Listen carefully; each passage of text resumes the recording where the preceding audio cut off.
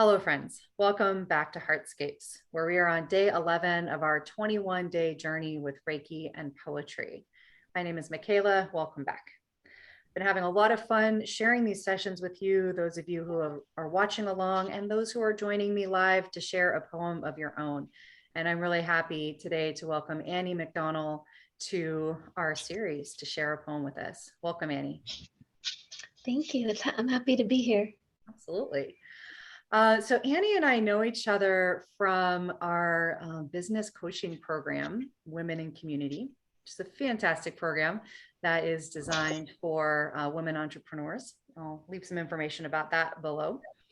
And Annie, your work is really about supporting people in mending their broken hearts and their frazzled nerves that come from grief and overwhelm and stress conditions. And I really love the way you blend acupuncture, sound healing, gentle self-care practices, in this really nurturing process of building resilience. I just think that is such a powerful combination, both of intentions and ability. And so I love that you're doing this work, and I'm happy to get to share that with folks. I wonder if you'd like to just say a little bit more about your work with Joy Alchemy Healing and a little bit about the poem that you've chosen for us today. My practice is Joy Alchemy Acupuncture because I think there's joy and grief can go hand in hand, and real alchemy happens when you tap into joy. And this poem reminds me of that. It's Heavy by Mary Oliver, and it's about trying to live again after going through one of life's many heartbreaks. Yeah.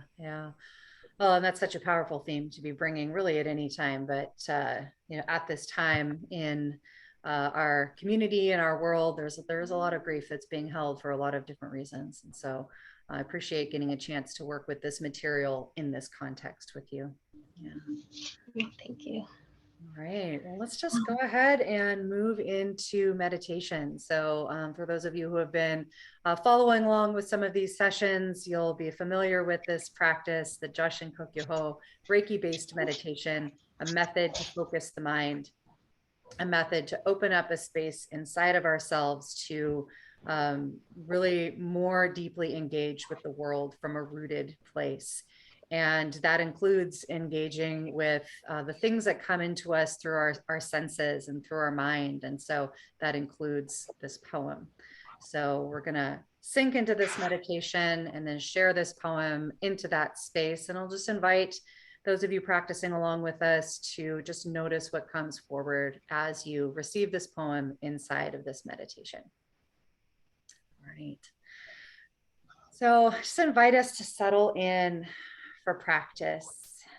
And that involves bringing together the postures of the three ways in which we experience this world.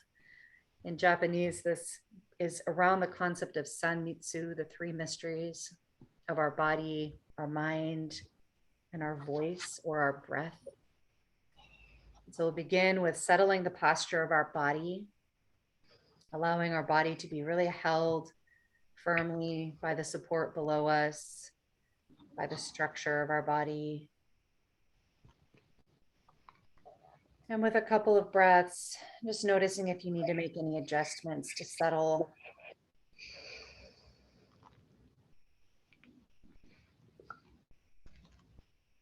I invite you to consciously relax the muscles of your belly, of your shoulders, of your chest, the muscles of your jaw. Just noticing anywhere else that there might be tension being held. And on a gentle exhale, inviting that tension to release as much as it can in this moment without efforting or forcing.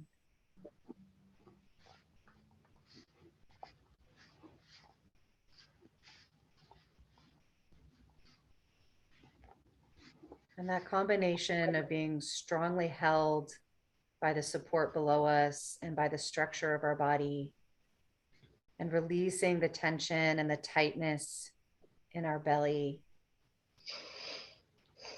brings us into a posture for practice. And from there, we can invite the posture of our breath, allowing to flow easily in and out of the body, allowing the softness of our belly to expand with the inhale, allowing our body to take up more space, to become more spacious.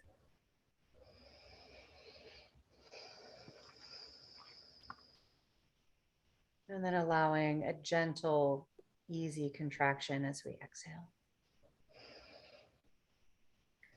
And we're going to invite the breath to move low into the belly. Really allowing that gentleness in the body, the softness in the body, to expand the belly with the breath in a natural rhythm of breathing.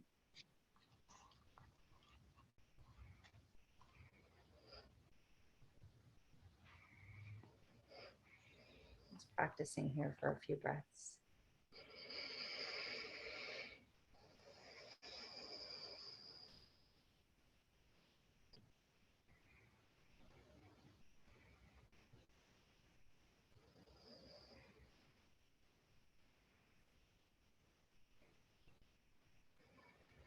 And now inviting in the posture of the mind, which follows the breath in and down, resting our attention on the sensation of the inhale, drawing our focus in and down, and resting in the low belly. Seeing if we can focus our mind, focus our attention in the space just below the belly button and deep into the center of the body. The energy center known as the hara in Japanese. Let's take a few breaths, just settling our attention here.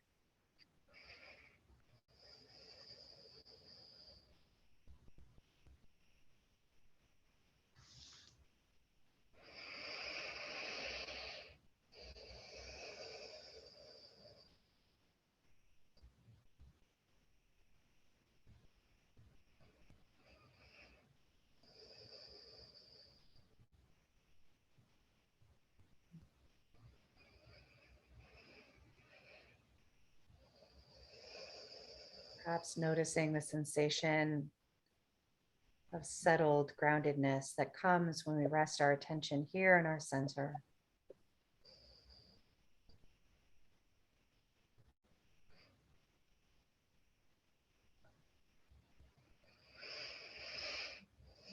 And from this centered and expansive place, as you continue to breathe, I invite you to receive the words of this poem, inviting them in on the breath to come in and down and settle in your center, receiving whatever nourishment is for you today.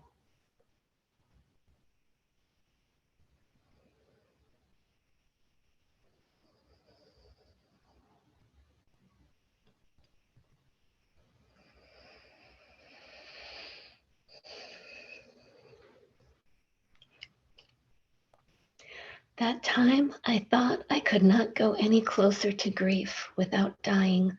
I went closer and I did not die. Surely God had his hand in this, as well as friends. Still, I was bent, and my laughter, as the poet said, was nowhere to be found. Then said my friend Daniel, brave even among lions, it's not the weight you carry, but how you carry it. Books, bricks, grief, it's all in the way you embrace it, balance it, carry it when you cannot and would not put it down. So I went practicing. Have you noticed? Have you heard the laughter that comes now and again out of my startled mouth?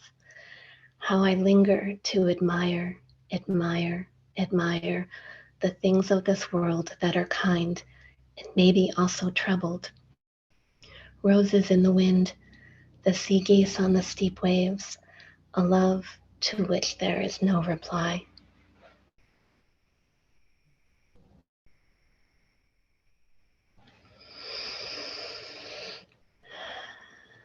And breathing in what is for you today from that reading. Let's just sit in this space for a few moments.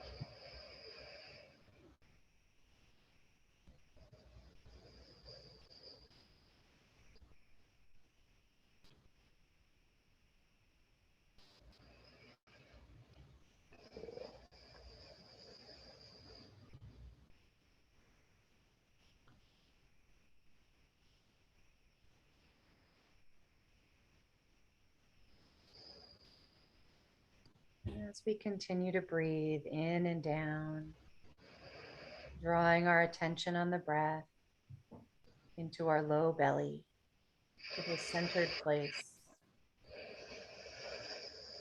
allowing our body to expand and make more space inside. I invite you to listen to this poem one more time and notice which words or phrases stand out for you today and what meaning they have for you in this moment.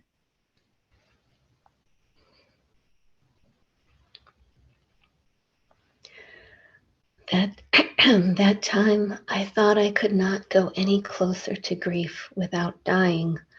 I went closer, and I did not die. Surely God had his hand in this, as well as friends. Still, I was bent, and my laughter, as the poet said, was nowhere to be found. Then said my friend Daniel, brave even among the lions, it's not the weight you carry, but how you carry it. Books, bricks, grief, it's all in the way you embrace it, balance it. Carry it when you cannot and would not put it down. So I went practicing. Have you noticed? Have you heard the laughter that comes now and again out of my startled mouth? How I linger to admire, admire, admire the things of this world that are kind and maybe also troubled. Roses in the wind, the sea geese on the steep waves, a love to which there is no reply.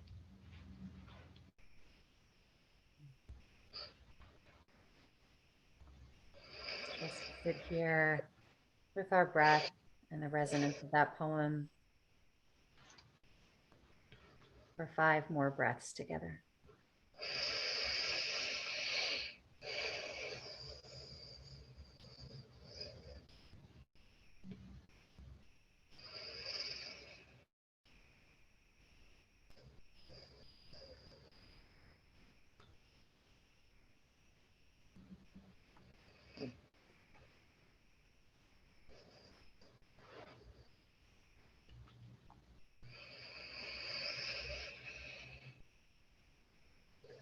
Gently bringing your attention to your exhale and following it up and out into the spaces around you. And as you feel ready, giving yourself a gesture of completion, coming back together.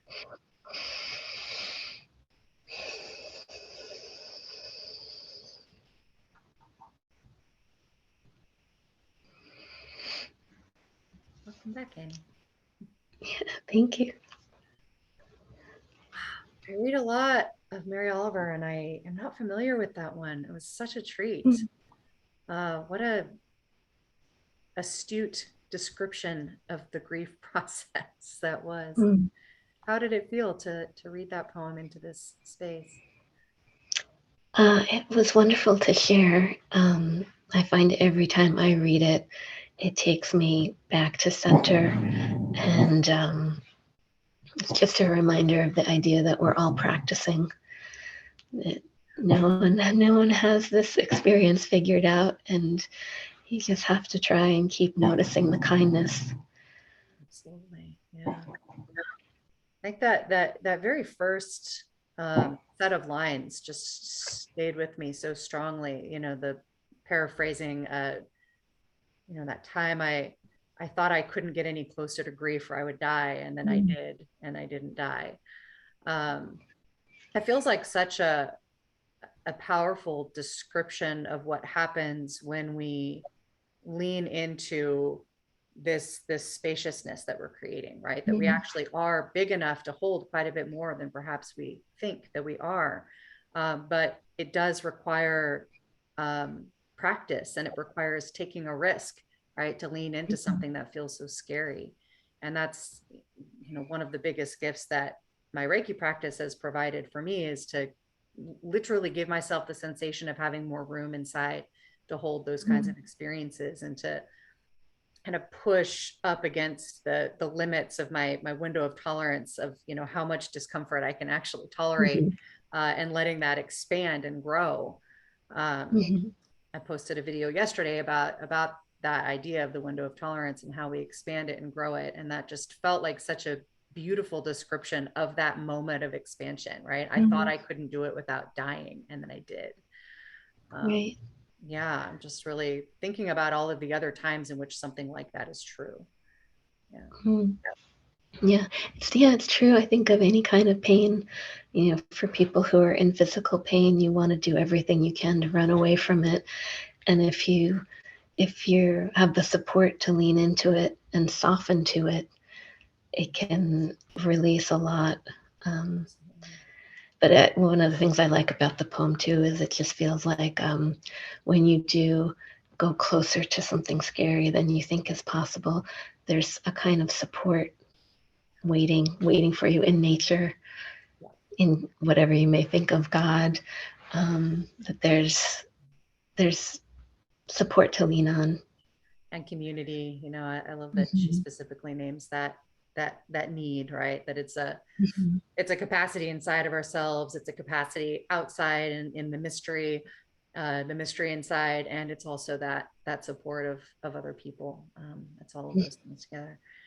So yeah, thank you so much for bringing this poem, for sharing it with us, allowing these ideas to come to the surface in a new way. These are ideas I work with a lot, and there's just something really special about engaging them from a poetic lens. So I really appreciate that opportunity. Yeah. Thank you. Thank you. It's Yeah, been wonderful being here and sharing. absolutely. So, friends, we will be back tomorrow with another poem on this journey as we are walking day by day towards the spring equinox. We will be ending on the 21st, which is our spring equinox, and hopefully bringing something particularly celebratory of that moment in the season. And until then, as you go throughout your day, throughout your journey on this particular day, may you be deeply provisioned for wherever it takes you. Thanks so much for being with us. Until next time, I love you.